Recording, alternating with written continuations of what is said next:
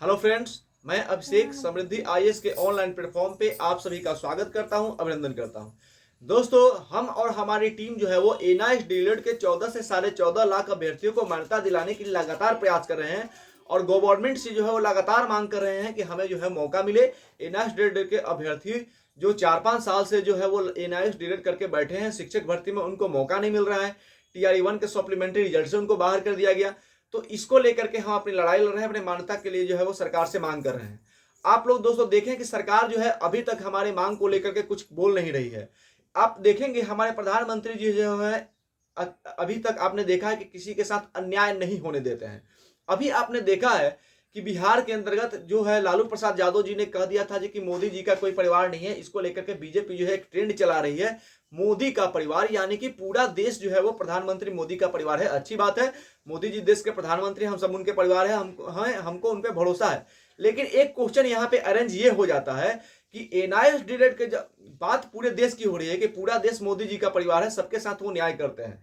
लेकिन अगर NIS DElEd के 14 से 14.5 लाख की बात के स्टूडेंट्स की अगर हम बात करें तो ये नारा जो है उनका, ये बीजेपी का जो नारा है मोदी का परिवार, ये यहाँ पे खोखला दिखाई दे रहा है। क्योंकि एनआईएस डीएलएड के 14 से 14.5 लाख अभ्यर्थियों के साथ जो अन्याय हो रहा है, इस पे गवर्नमेंट कुछ नहीं बोल रही है, इस पे मोदी जी जो है कुछ नहीं बोल रहे हैं। तो क्या ये 14 से 14.5 लाख जो अभ्यर्थी है, ये मोदी के परिवार का अंग नहीं है? क्या ये मोदी का परिवार नहीं है? ये क्वेश्चन जो है वो उठ रहा है। ये क्वेश्चन बहुत बड़ा क्वेश्चन है प्रधानमंत्री मोदी जी के ऊपर और बीजेपी के गवर्नमेंट के ऊपर, यानी कि कहें कोई भारत सरकार के ऊपर। तो बीजेपी जो गवर्नमेंट है, क्या वो एनआईएस डीएलएड के 14 से 14.5 लाख जो अभ्यर्थी है, इनको अपना परिवार नहीं मान रही है? क्योंकि अगर ये मान रही होती तो प्रधानमंत्री जी खुद इसके ऊपर संज्ञान लेते और कुछ ना कुछ कहते जरूर। तो एनआईएस डीएलएड के 14 से 14.5 लाख अभ्यर्थी है, इनके साथ अन्याय हो रहा है। इस अन्याय पर सरकार कब बोलेगी? ये बड़ा जो है मुद्दा है। तो ये हमें इसलिए कहना पड़ रहा है क्योंकि अभी जो देखिए चुनाव का माहौल है। अब 2 से 4 दिन में जो है आचार संहिता लगने वाली है। एनआईएस डीएलएड के अभ्यर्थियों का कुछ हो नहीं रहा है। बीपीएससी टीआरई 3 में मौका मिला नहीं और अदर स्टेट में जो है शिक्षक भर्ती आ रही है, वहां पे मौका मिल नहीं रहा है। 4-5 साल से जो है ये कर करके बैठे हुए हैं। एक नाम था पीएम मोदी का, उन्हीं के नाम पे जो है वो 18 महीने का डीलेड कोर्स इनको कराया गया और अब मान्यता के लिए हम संघर्ष कर रहे हैं। 14 लाख अभ्यर्थी जो है वो लगातार आंदोलन कर रहे हैं, मौका मिल रहा है, सरकार जो है मौका दे नहीं रही इनसे बात करने के लिए। तो इनका होगा क्या? इन अभ्यर्थियों का होगा क्या? तो इनको न्याय दिलाने के लिए हम सरकार से मांग कर रहे हैं, फिर भी सरकार कुछ नहीं कर रही है। तो क्वेश्चन तो उठना लाजमी है। तो इसीलिए हम प्रधानमंत्री मोदी जी से पूछना चाहते हैं, अमित शाह जी से पूछना चाहते हैं, एमएचआरडी मिनिस्टर जी से पूछना चाहते हैं, साथ ही अनुराग ठाकुर जी को मैं पूछना चाहता हूं क्योंकि वो जो है सरकार के हर मुद्दे पे बोलते हैं, वीडियो जारी करते हैं। तो उनसे भी मैं पूछना चाहूंगा, अनुराग ठाकुर जी से भी, कि क्या आप जो है एनआईएस डीएलएड के बारे में कुछ नहीं बोल सकते? एनआईएस डीएलएड के जो अभ्यर्थी हैं 14 से 14.5 लाख, इनको आप मोदी जी का परिवार नहीं मानते हैं?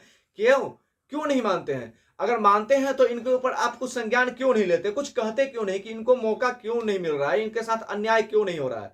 तो ये मांग हमारी सरकार से है, ये मांग हमारी गृह मंत्री जी से है, ये मांग हमारी प्रधानमंत्री जी से है, MHRD minister Dharmendra Pradhan sir से है कि आप एनआईएस डीएलएड के साथ जो है न्याय कीजिए, अन्याय नहीं होने दीजिए। क्योंकि अगर इनके साथ अन्याय होता है, देखिए हमें भरोसा है गवर्नमेंट पे, लेकिन ये भरोसे का जो बांध है वो अब टूटा दिख रहा है क्योंकि काफी दिन हो गए और कुछ कहा नहीं जा रहा सरकार से।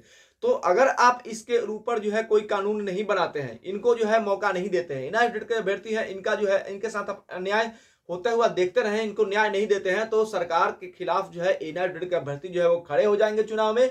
तो इसको ध्यान रखते हुए मैं प्रधानमंत्री से आग्रह करता हूं कि जल्द से जल्द जो है एनआईएस डीएलएड, जिस तरह से आपने सीए कल लागू कर दिया, वैसे मैं कहूंगा कि आप एनआईएस डीएलएड के अभ्यर्थियों को न्याय दें और जल्द से जल्द पॉसिबल हो तो चुनाव से पहले ही अमेंडमेंट लाएं और अधिसूचना जारी करें और एनआईएस डीएलएड के अभ्यर्थियों को मान्यता दे। क्योंकि अगर ये ऐसा नहीं होता है तो हम मानेंगे कि प्रधानमंत्री मोदी जी जो है एनआईएस डीएलएड को अपना परिवार नहीं मान रहे हैं। तो मैं चाहूंगा कि जल्द से जल्द इनको न्याय मिले, एनआईएस डीएलएड के अभ्यर्थियों को न्याय मिले और तब जाकर के इनको शिक्षक भर्ती में मौका मिले। तो हम और हमारी पूरी टीम एनआईएस डीएलएड के अभ्यर्थियों के लिए लगातार प्रयास कर रही है और हमारी प्रयास जो है वो जारी रहेगी। धन्यवाद।